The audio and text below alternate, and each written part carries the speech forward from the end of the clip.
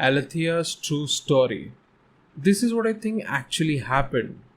At the beginning itself, Alethea says her story is true, but we are more likely to believe it if she tells it as a fairy tale.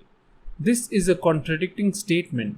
If there are magic and fictional creatures in a story, don't they make us believe less in the story?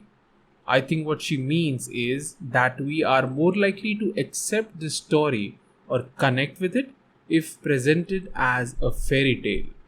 In the documentary James Cameron's Story of Science Fiction, they tell us that science fiction fantasy is a tool to highlight social issues of the society that people normally won't talk about because it may offend the society they live in.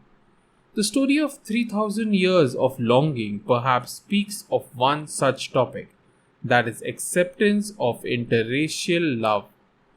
Once you understand that, you must watch the entire film with that message in mind. Alethea is a narratologist, that is, someone who knows a lot of stories, real and fiction, ancient and modern. Not just that she knows them, but she has read them enough to have an opinion about them.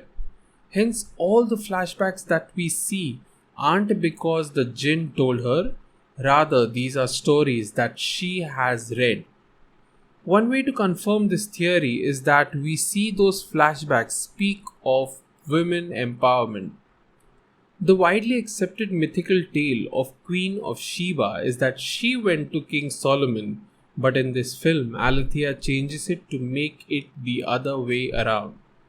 In another story, there's a woman whose scientific curiosity and knowledge is at par, if not more than the greats of that time, but is not appreciated simply because she is a woman.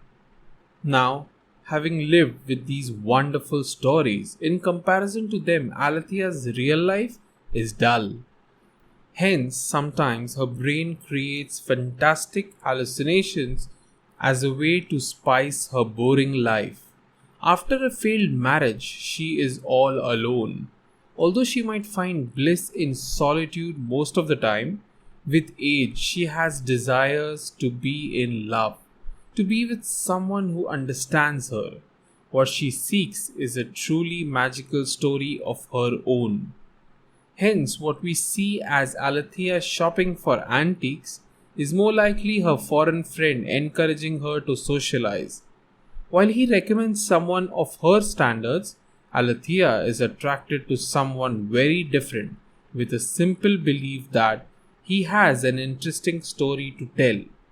The guy we see as Jinn might be just a poor worker in the market who Alethea falls for, and so she takes him back to her hotel room to talk to him and eventually make love.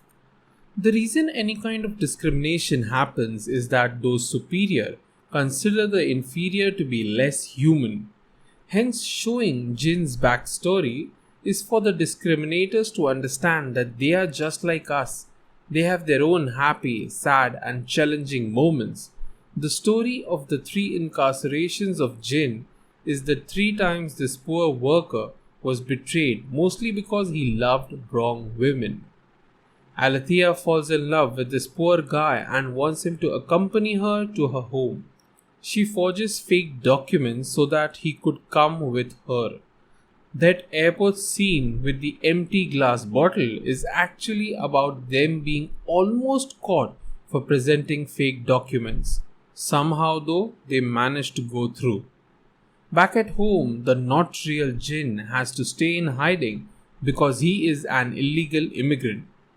The dangerous levels of electromagnetic noise that is killing Jinn is just the amplified amount of racial discrimination he faces on a day-to-day basis.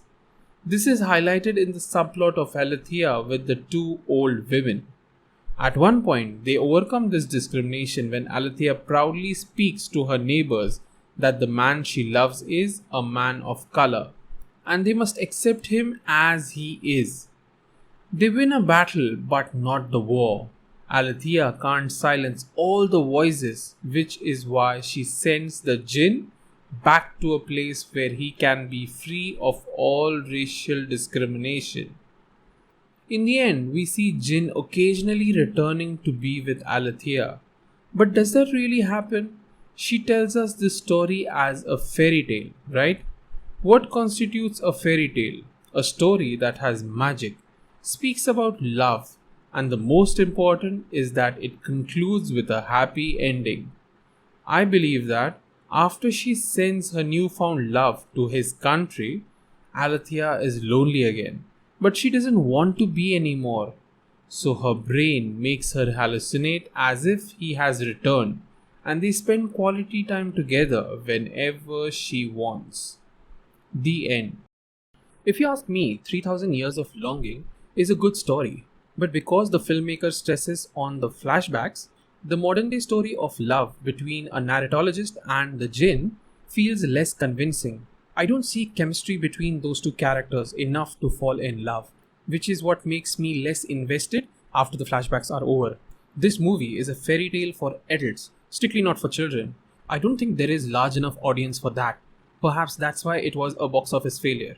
That's all I have to say in this video. I will speak of individual aspects of this film in future videos, so please consider subscribing to this channel. Till then, thank you.